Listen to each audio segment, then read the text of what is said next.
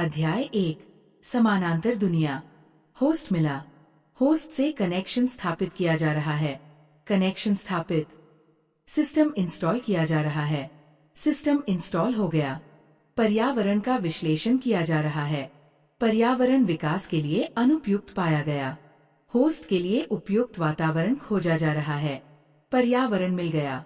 Host को transfer किया जा रहा है। ट्रांसफर पूरा हुआ। D D D O D D D. छोटे काले बालों वाला एक युवक अलार्म की आवाज सुनकर धीरे धीरे अपनी आंखें खोलने लगा, लेकिन वो केवल अपनी दाई आंख ही खोल पाया, क्योंकि उसकी बाई आंख कल लगी चोट की वजह से सूजकर बंद हो चुकी थी और अभी भी दर्द कर रही थी। धत तेरे की! उस कमीने ने इस बार सच में कोई रहम नहीं किया। लब ने नफरत भरी आवाज में बड़बड़ाया, जबकि उसकी नजर साफ होने लगी। 7:15। लब घड़ी को खाली निगाहों से देखने लगा। शिट, मैं क्लास के लिए लेट हो जाऊंगा। जैसे ही उसे एहसास हुआ कि उसकी परफेक्ट अटेंडेंस खतरे में पड़ गई है, वो तुरंत बिस्तर से कूद पड़ा। उसने जल्दी जल्दी अपनी काली सफेद स्कूल यूनिफॉर्म पहनी और 3 मिनट से भी कम समय में बिना सुबह की दिनचर्या किए कमरे से बाहर निकल गया। आमतौर पर भीड़ भाड़ वाले गलियारे पूरी तरह खाली थे, जबकि लब दौड़ते हुए अपने कपड़े और बाल ठीक करने की कोशिश कर रहा था। हालांकि वह इस बात पर ध्यान नहीं दे पाया कि लोग उसे हैरानी से घूर रहे थे, क्योंकि उसका पूरा ध्यान समय पर क्लास पहुंचने पर था। अरे, क्या मुझे भ्रम हुआ, या वो छात्र बिल्कुल लब जैसा दिख रहा था? एक व्यक्ति ने अविश्वास से अपने दोस्त से पूछा, तुमने भी देखा है? मुझे तो लगा वो 3 महीने पहले मर गया था। हाँ, वो लब नहीं हो सकता, बिल्कुल नहीं। शायद कोई ऐसा होगा जो उसकी तरह दिखता हो। लगभग हर व्यक्ति जिसने लब को देखा उसी निष्कर्ष पर पहुंचा कि वह लब नहीं था। जैसे ही लब यूनिवर्सिटी की मुख्य इमारत पहुंचा, वो तुरंत लंबी सीढ़ियां चढ़ने लगा। ऊपर पहुंचकर उसने अपनी घड़ी देखी। 3 मिनट, मैं पहुंच सकता हूँ। ये सोचकर उसके चेहरे पर मुस्कान आ गई कि अभी भी उम्मीद बाकी थी। लेकिन जैसे ही वो प्रवेश द्वार तक पहुंचा, किसी ने अचानक पीछे से उसकी कॉलर पकड़ ली, जिससे उसका लगभग दम घुट गया। कुछ देर खांसने के बाद वह गुस्से में पीछे मुड़ा और बोला, ये क्या था? क्या आप मुझे मारने की कोशिश कर रही हैं? हूँ। जैसे ही लब ने उस व्यक्ति का चेहरा देखा जिसने उसकी कॉलर पकड़ी थी, वो तुरंत शांत हो गया, लेकिन उसे समझ नहीं आ रहा था कि उसे इस तरह क्यों रोका गया। उसके पीछे एक लंबी और बेहद सुंदर महिला खड़ी थी। उसके लंबे रेशमी काले बाल और साफ बैंगनी आंखें थीं। उसका पतला शरीर सफेद मेडिकल कोट में ढका हुआ था, बिल्कुल किसी नर्स की तरह। मिस कैमिल, माफ कीजिए, लेकिन मैं एग्जाम के लिए लेट हो रहा हूँ। अगर आपको कुछ कहना है तो मैं बाद में इन्फर्मरी में मिल लूंगा। लब ने उनके चेहरे पर मौजूद अविश्वास को नजरअंदाज किया और आगे बढ़ने लगा, लेकिन वो कहीं नहीं जा पाया, क्योंकि मिस कैमिल ने उसकी कॉलर को अब भी मजबूती से पकड़ा हुआ था। आप मेरे साथ ऐसा क्यों कर रही हैं, मिस कैमिल? क्या मैंने आपको नाराज किया है? मुझे याद नहीं, लेकिन अगर किया है तो मैं माफी मांगता हूँ। मैं 1 हफ्ते तक इन्फर्मरी साफ कर दूंगा। बस अभी मुझे जाने दीजिए। मैं सच में इस एग्जाम के लिए लेट नहीं हो सकता। कुछ क्षण चुप रहने के बाद मिस कैमिल ने धीमी आवाज में पूछा, तुम क्या सच में लब हो? बिल्कुल, मैं ही लब हूँ। और कौन हो सकता हूँ? मुझे पता है मेरी आंख सूजी हुई है, लेकिन मैं सच में लब ही हूँ। लब अब चिंता करने लगा कि कहीं कल इतनी बुरी तरह पिटने से उसका चेहरा पहचान में न आने लायक तो नहीं हो गया। कुछ देर की चुप्पी के बाद मिस कैमिल गंभीर आवाज में बोली, मेरे साथ चलो। और बिना उसके जवाब का इंतजार किए वो उसे घसीटते हुए ले जाने लगी। रुकिए, आप मुझे कहाँ ले जा रही हैं? ये मेरी क्लास का रास्ता नहीं है, और मेरा एग्जाम? आज कोई एग्जाम नहीं है, उन्होंने शांत स्वर में कहा। क्या? ये कैसे हो सकता है? मैं ऐसी गलती कभी नहीं कर सकता। कहीं ऐसा तो नहीं कि मैं पूरा दिन सोता रह गया? लेकिन मिस कैमिल ने कोई जवाब नहीं दिया। वह उसे सीधे इन्फर्मरी तक ले गई। दरवाजा बंद करने के बाद उन्होंने कहा, सीधे खड़े रहो। और बिना कोई और बात समझाए उन्होंने उसके कपड़े उतारने शुरू कर दिए। मिस कैमिल, लब पूरी तरह हैरान रह गया। उसे अंडरवियर तक उतारने के बाद मिस कैमिल कुछ मिनट तक चुपचाप उसके शरीर को देखती रहीं, यहाँ तक कि उसके चारों ओर घूमकर भी देखने लगी। ये लब के लिए बेहद अजीब स्थिति थी, लेकिन वह उन पर भरोसा करता था, इसलिए चुपचाप खड़ा रहा।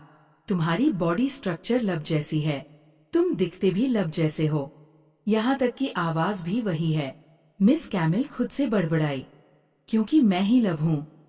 उसने उलझन भरे चेहरे से कहा, नहीं, तुम लब नहीं हो, तुम हो ही नहीं सकते। आप क्या कह रही हैं? तुम्हारा शरीर साधारण है। जिस लब को मैं जानती थी, उसका शरीर कहीं ज्यादा मजबूत और तराशा हुआ था। तुम दिखते उसकी तरह हो, लेकिन तुम्हारे अंदर वही एहसास नहीं है। तुम उसकी तरह बोलते भी नहीं हो। उन्होंने थोड़ी देर रुककर कहा, और सबसे बड़ी बात, लब मर चुका है। वह 3 महीने पहले मर गया था। ये सुनकर लब की आंखें चौड़ी हो गईं। कुछ क्षण बाद वो अचानक हंसने लगा। आह, समझ गया, ये कोई मजाक है। सच में मिस कैमिल, मैंने कभी नहीं सोचा था कि आप इस तरह मजाक भी करती है। लेकिन मिस कैमिल का चेहरा पूरी तरह गंभीर बना रहा। ये देखकर लब की हंसी रुक गई। सीरियसली, मिस कैमिल, आज आपको क्या हो गया है? क्या आप काम पर आने से पहले शराब पीकर आई हैं? तुम कौन हो? नहीं, तुम क्या हो? तुम बिल्कुल लब जैसे क्यों दिखते और बोलते हो? उनकी आंखें सिकुड़ गई और उनसे हल्की खतरनाक आभा निकलने लगी। लब घबराकर निगल गया, लेकिन उसके पास कोई जवाब नहीं था। अपने बारे में बताओ, मिस कैमिल ने अचानक कहा। है? अपने बारे में बताओ। ऐसे बात करो जैसे हमारी पहली मुलाकात हो। लब ने गहरी सांस ली। उसे समझ नहीं आ रहा था कि मिस कैमिल ऐसा व्यवहार क्यों कर रही हैं, लेकिन फिर भी उसने सिर हिला दिया। मेरा नाम लब है और मैं 18 साल का हूँ। मैंने कुछ क्लास स्किप की है क्योंकि मैं बहुत स्मार्ट हूँ। मेरा जन्मदिन साल के पहले महीने के पहले दिन आता है। मुझे किताबें पढ़ना पसंद है, खासकर फिक्शन और मिस्ट्री। मुझे मीठा और मसालेदार खाना पसंद है, लेकिन खट्टा खाना नहीं। मुझे इस यूनिवर्सिटी, 4 सीजन्स यूनिवर्सिटी में परफेक्ट स्कोर के साथ एडमिशन मिला था और मेरे यहाँ कोई दोस्त नहीं है। मुझे अक्सर बुली किया जाता है क्योंकि मैं एक सामान्य परिवार से हूँ। बस। और क्या जानना चाहती है जो आपको पहले से नहीं पता? मिस कैमिल ने अचानक पूछा। क्या तुम्हें हमारी पहली मुलाकात याद है? बिल्कुल, जब एडम और उसके बेवकूफ दोस्तों ने मुझे पीटा था और इलाज के लिए मैं आपके पास आया था। मिस कैमिल फिर कुछ देर तक चुपचाप उसे सोचती हुई नजरों से देखती रहीं। फिर उन्होंने कहा, सबसे पहले, ये जगह 4 सीजन्स यूनिवर्सिटी नहीं है, इसका नाम 4 विचेस अकेडमी है। दूसरी बात, जिस लब को मैं जानती थी उसके बहुत सारे दोस्त थे और कोई भी उसे बुली करने की हिम्मत नहीं करता था। ओह, लब पूरी तरह स्तब्ध रह गया। अब ये साबित हो गया कि तुम वो लब नहीं हो, कम से कम वो लब नहीं जिसे मैं जानती थी। लेकिन तुम फिर भी लब हो। शायद इसका सिर्फ एक ही तर्कसंगत मतलब निकलता है। उन्होंने गहरी सांस ली। तुम किसी दूसरी दुनिया के लब हो जो किसी तरह इस दुनिया में आ गए हो, ऐसी दुनिया में जहाँ लब अब मौजूद नहीं है। और हाँ, अगर तुम पूछने वाले हो तो बता दूं, ऐसी घटनाएं पहले भी होने की अफवाहें। ये सुनकर लब का मुंह खुला का खुला रह गया। मिस कैमिल पागल हो चुकी है, उसने मन ही मन चिल्लाया। मुझे पता है तुम मुझे पागल समझ रहे हो, लेकिन मैं तुम्हें सच दिखाती हूँ। मिस कैमिल ने अपना हाथ उठाया और उसकी आंखों के सामने कर दिया। उनका हाथ चमक रहा है? लब ने हैरानी में बुदबुदाया। अगले ही पल मिस कैमिल ने धीमी आवाज में कहा, हील। तुरंत लब को अपने चेहरे पर गर्माहट महसूस होने लगी और उसकी सूजी हुई आंख का दर्द गायब होने लगा। कुछ क्षण बाद उन्होंने हाथ नीचे कर लिया। जाकर शीशे में देखो। लब बिना कुछ पूछे शीशे के सामने गया और उसकी आंखें आश्चर्य से फैल गईं। उसकी सूजी हुई बाईं आंख पूरी तरह ठीक हो चुकी थी। ये क्या हुआ? आपने ये कैसे किया? मिस कैमिल ने शांत स्वर में जवाब दिया। तुम्हारी प्रतिक्रिया देखकर लगता है कि तुम्हारी दुनिया में मैजिक नहीं है। इससे बातें आसान हो जाती है। मैजिक? लब ने चौड़ी आंखों से पूछा। हाँ, मैजिक। उन्होंने अपनी हथेली पर चमकती हुई रोशनी की गेंद बना दी। क्या मैं इसे छू सकता हूँ? लब ने उत्साहित और घबराई आवाज में पूछा। जरूर। लब पहले उसे उंगली से छूने लगा, फिर पकड़ने की कोशिश की, लेकिन उसका हाथ रोशनी के आर पार निकल गया। फिर भी उसे उससे गर्माहट महसूस हो रही थी। काफी देर तक अपनी स्थिति को स्वीकार करने की कोशिश करने के बाद उसने पूछा, मैं इस दुनिया में आया कैसे? क्या आप मुझे वापस भेज सकती हैं? तुम जल्दी हालात के साथ ढल रहे हो। ये अच्छी बात है। उन्होंने आगे कहा, मुझे नहीं पता तुम यहाँ कैसे आए, लेकिन चूंकि तुम्हारी दुनिया में मैजिक नहीं है, तो संभव है कि इस दुनिया के किसी व्यक्ति ने तुम्हें यहाँ बुलाया हो। दुर्भाग्य से मुझे तुम्हें वापस भेजने का तरीका नहीं पता। तो क्या आपको कोई ऐसा व्यक्ति पता है जो मुझे वापस भेज सके? नहीं। हालांकि कुछ लोग टेलीपोर्टेशन मैजिक इस्तेमाल कर सकते हैं, लेकिन मुझे ऐसा कोई नहीं पता जो दुनियाओं के बीच यात्रा करा सके। लब ने तनाव में अपनी आंखें मलते हुए कहा, अब मैं क्या करूं? फिलहाल यहाँ रहो, जब तक वापस जाने का कोई तरीका नहीं मिल जाता। लेकिन इस दुनिया में तो मैं मरा हुआ माना जाता हूँ, है ना? इससे दिक्कत नहीं होगी? मिस कैमिल कुछ देर सोचने लगी। लब की लाश कभी नहीं मिली थी, इसलिए हम कह सकते हैं कि तुम बच गए थे, और ये कोई फिल्म नहीं है। बाकी सब मुझ पर छोड़ दो। कोई और विकल्प न होने के कारण लब ने सिर हिलाया। धन्यवाद, मिस कैमिल। अध्याय 2, मौत से वापसी। बैठ जाओ। मिस कैमिल ने इन्फर्मरी के एक बेड की ओर इशारा किया। लब अनजाने में उसी बेड पर जाकर बैठ गया जो खिड़की के सबसे पास था। उसे देखकर मिस कैमिल मन ही मन मुस्कुराई, क्योंकि यही वो बेड था जिसे पिछला लब सबसे ज्यादा इस्तेमाल करता था। सबसे पहले इस दुनिया की प्रकृति के बारे में बात करते हैं। जैसा कि तुमने अभी देखा, इस दुनिया में मैजिक मौजूद है। ये इसलिए संभव है क्योंकि इस दुनिया में हर जगह माना भरा हुआ है। मैजिक इस्तेमाल करने के लिए तुम्हें हवा में मौजूद माना को अपनी ऊर्जा में बदलना पड़ता है। तो क्या इसका मतलब मैं भी मैजिक इस्तेमाल कर सकता हूँ? लब ने उत्साह से तुरंत पूछा। मिस कैमिल कुछ पल तक उसे सोचती हुई नजरों से देखती रही, फिर बोली, शायद नहीं। क्यों नहीं? ये सुनते ही लब का दिल बैठ गया। बचपन से उसने मैजिक इस्तेमाल करने के सपने देखे थे, क्योंकि हर कोई मैजिक इस्तेमाल करने की क्षमता लेकर पैदा नहीं होता। इस दुनिया में जहाँ सब कुछ मैजिक पर निर्भर है, फिर भी लगभग 60% लोग मैजिक इस्तेमाल नहीं कर सकते। और तुम, जो ऐसी दुनिया से आए हो जहाँ मैजिक का अस्तित्व ही नहीं है, तुम्हारे लिए मैजिक इस्तेमाल कर पाना बहुत मुश्किल है। फिर उन्होंने आगे कहा, और पिछला लब भी मैजिक इस्तेमाल नहीं कर सकता था। ये तो बहुत बेकार है। लब निराश चेहरे के साथ बेड पर लेट गया। मैं सच में मैजिक इस्तेमाल करने के लिए बहुत उत्साहित था। अब तो मेरा घर वापस जाने का मन कर रहा है। उसकी टूटी हुई उम्मीद देखकर मिस कैमिल बोली, भले ही तुम मैजिक इस्तेमाल न कर पाओ, लेकिन तुम मैजिक आर्टिफैक्ट्स इस्तेमाल कर सकते हो। उनमें माना भरा होता है और कई बार उनमें पहले से मैजिक स्पेल भी स्टोर रहते हैं। पिछला लब भी यही करता था। हालांकि ऐसे आर्टिफैक्ट्स बहुत महंगे होते हैं और उनकी टिकाऊ क्षमता सीमित होती है। फिर उन्होंने गंभीर स्वर में कहा, हम बाद में मैजिक की बात करेंगे।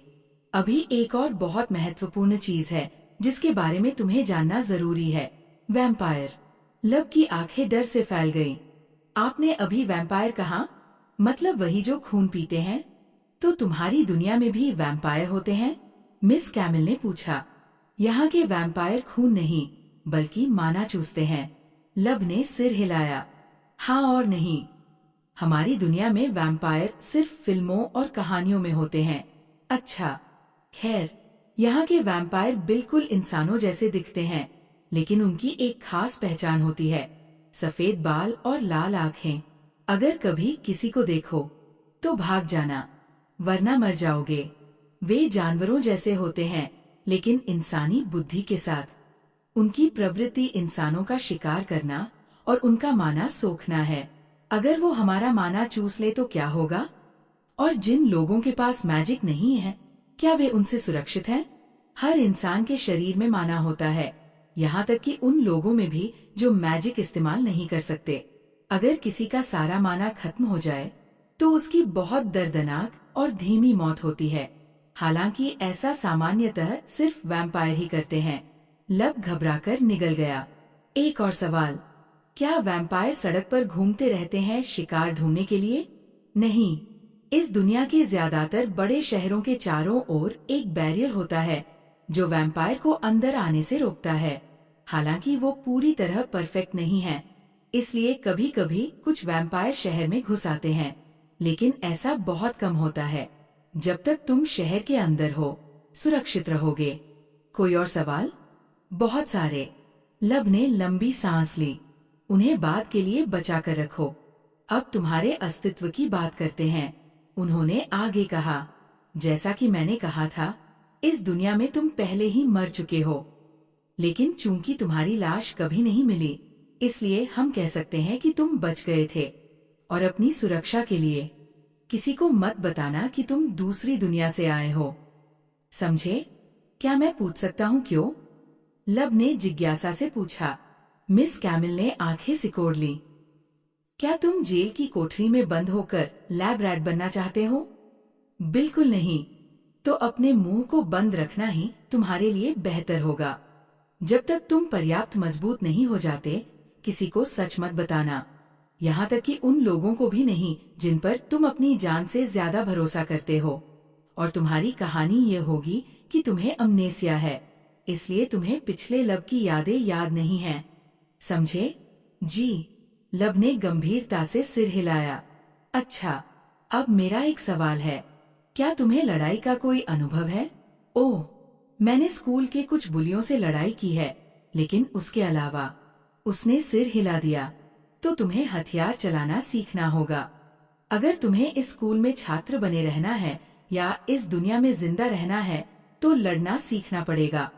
लब तलवार इस्तेमाल करता था, इसलिए तुम्हें भी तलवार चलाना सीखना होगा। और मैजिक? मुझे पता है कि शायद मैं इस्तेमाल न कर पाऊं, लेकिन मैं फिर भी कोशिश करना चाहता हूँ। मिस कैमिल ने आह भरी। ठीक है, बाद में कोशिश करेंगे। लेकिन अगर किसी चमत्कार से तुम मैजिक इस्तेमाल कर भी पाए, तब भी तुम खुलकर उसका इस्तेमाल नहीं कर सकते। क्या मतलब? क्या तुम भूल गए? लब मैजिक इस्तेमाल नहीं कर सकता था।